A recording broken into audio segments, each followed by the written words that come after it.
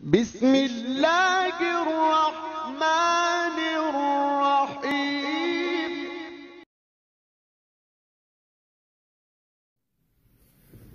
अस्सलामु अलैकुम वरहमतुल्लाहि वबरकातुहू। नहमदुहु नुसल्ली अला रसूलिहिल करीम, अम्मा बाद, फ़ाऊज़ु बिल्लाहि मिनश शैतानिर रजीम, बिस्मिल्लाहिर रहमानिर रहीम। अल्हम्दुलिल्लाहि रब्बिल आलमीन। तमाम तारीफ़ें उस अल्लाह रब्बुल आलमीन के लिए हैं जो तमाम जहानों का पालने वाला है। मालिक यौमिद्दीन, मालिक है रोज़े जज़ा का, क़यामत के दिन का। इय्याका नअबुदु व इय्याका नस्तईन। ये अल्लाह, हम तेरी ही इबादत करते हैं और तुझसे ही मदद मांगते हैं। हम मस्जिद में नमाज़ पढ़ते हैं। हम किसी भी मकतब फ़िक्र से ताल्लुक़ रखने वाले हों, बरेलवी हों, देवबंदी हों, कोई अहले हदीस हों, क्या कहते हैं कि इय्याका नअबुदु, ये अल्लाह तेरी ही इबादत करते हैं, व इय्याका नस्तईन, और मदद भी तुझसे मांगते हैं। लेकिन हम बाहर निकलते हैं मस्जिद से तो हम क्या कहते हैं? कुछ मुसलमान भाई कहते हैं कि या रसूलुल्लाह मदद, या अली मदद, या गौस मदद, या फला मदद, या फला मदद। क्या ये अल्लाह ताला के साथ धोखा नहीं है? फ़राड नहीं है? ये शिर्क है कि अल्लाह ताला से आप कह रहे हैं कि सिर्फ़ तुझसे ही मदद मांगते हैं और फिर गैरुल्लाह से मदद मांगते हैं। ये बात समझने की है, क्योंकि इंसान के पास ज़मीन से आसमान तक नेकियां भरी हुई हों, लेकिन एक ज़र्रा शिर्क का हो, सारी नेकियां बर्बाद, कुछ काबिल कबूल नहीं है, सीधा जहन्नुम में। और गुनाह हों उसके पास, लेकिन उसमें अकीदा तौहीद हो, शिर्क ना हो, तो उसकी माफ़ी की गुंजाइश है। शिर्क एक ऐसा गुनाह है कि इसकी कोई माफ़ी नहीं है। जब तक इंसान ज़िंदा है, उसके जिस्म में सांस है, वो तौबा कर सकता है तो उसकी माफ़ी हो सकती है। सांस बंद हो गई तो तौबा का दरवाज़ा बंद है, फिर कोई माफ़ी की गुंजाइश नहीं है। तो मेरे मोहतरम भाइयों, इस चीज़ से बचें। आज आप हिंदुओं से बात नहीं कर सकते। हिंदू को आप करें कि भाई आप अपने भगवान की पूजा क्यों करते हैं, आप अल्लाह की इबादत करें। ये मिट्टी का ढेर, ये मिट्टी का बनाया हुआ पुतला जिसको आपने अपने हाथों से बनाया है, ये आपको क्या दे सकता है? तो वो क्या कहेंगे कि भाई ये तो हमारी मदद करता है, हम इससे जो भी मांगते हैं हमें देता है। हालांकि देने वाली ज़्यादा अल्लाह की है, लेकिन उसने वो अकीदा बना रखा है।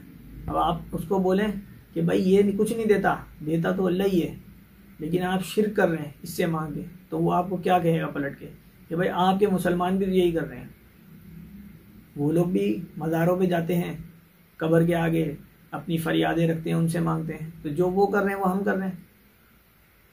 तो अगर आप उनको बोलेंगे वो तो औलिया अल्लाह दे, तो वो कहेंगे ये भी हमारे औलिया अल्लाह दे। ये भगवान जो हमने बनाए हैं कोई भगवान मिट्टी के नहीं थे, ये पहले के दौर में हमारे औलिया अल्लाह दे, हमने इनकी मूर्तियाँ बना दी। तो ये मुसलमानों के लिए बड़ी बेइज्जती और जलालत की बात है कि जो काम हिंदू कर रहा है वही आप भी कर रहे हैं। वो भी मुशरिक है, आप भी मुशरिक हो। वो भी जहन्नुम में जाएगा, आप भी जहन्नुम में जाओगे। तो इससे पहले कि मौत आ जाए आप तौबा कर लो। अन्नमा इलाहुकुम इलाहुम वाहिद, अल्लाह एक है, अल्लाह से मांगो, सिर्फ अल्लाह से मांगो।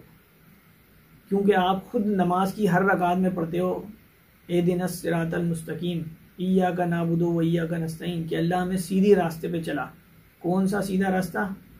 कि तेरी ही इबादत करें और तुझसे ही मदद मांगे।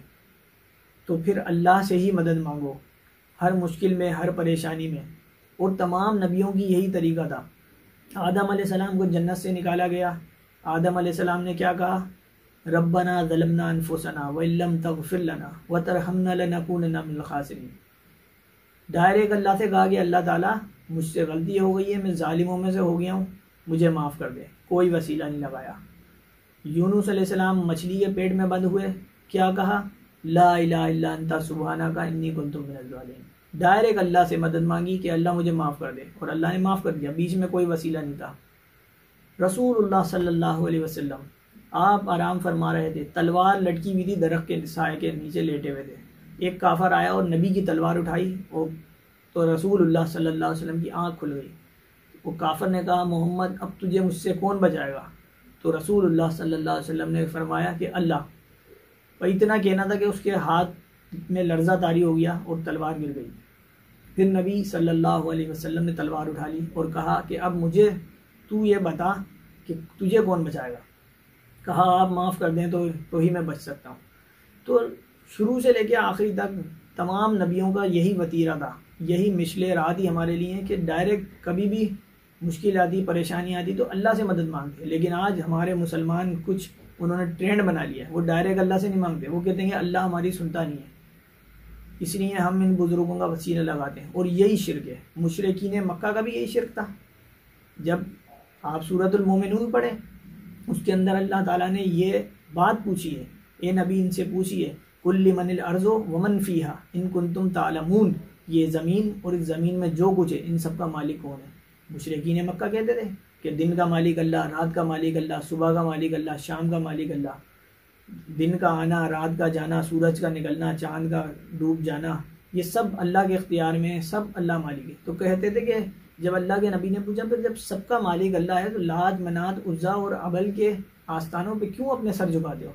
कहा ये जो है ना हमारी बात अल्लाह तक पहुँचा देते हैं, हम गुनाहगार लोग हैं, अल्लाह हमारी सुनता नहीं है, तो ये अल्लाह के नेक बंदे हैं, ये ऊपर तक पहुँचा देते हैं। वही आज हमारे बरेलवियों का अकीदा है। तो ये अकीदा गलत है, बातिल है। अगर इसी अकीदे पे आपको मौत आ गई तो आप जहन्नुम में चले जाओगे। इसलिए सोच लो, तौबा कर लो, क्योंकि जब हम कुरान पढ़ते हैं, नमाज़ पढ़ते हैं, तो उस पर मायने और मतलब पे भी गौर करें। आप क्या कहते हैं, ईया का नाबुदू व ईया का नस्तईन। एक दोस्त मेरा, उसको मैंने फ़ोन किया एक दिन, तो वो कहने लगा कि मैं क्लिफ्टन पे खड़ा हूँ, बाबा के मज़ार पे, गाजी पे, मेरी जो है ना राइड नहीं आ रही है। तो मैंने उसको कहा तो बाबा से राइड ले लो, फिर राइड नहीं आ रही तो आप तो बोलते हो ना, आपका अकीदा है कि ये देता है। तो उसने कहा हाँ ये मैं मांगूंगा, ये मुझे दे देगा। अब आप देखें मुसलमान का अकीदा कितना ख़राब हो गया है कि जो अल्लाह नहनु अक़रबु इलैहि मिन हब्लिल वरीद, शाहरग से करीब अल्लाह जो है वो तो इनकी बात नहीं सुनता, उससे मदद नहीं मांगते।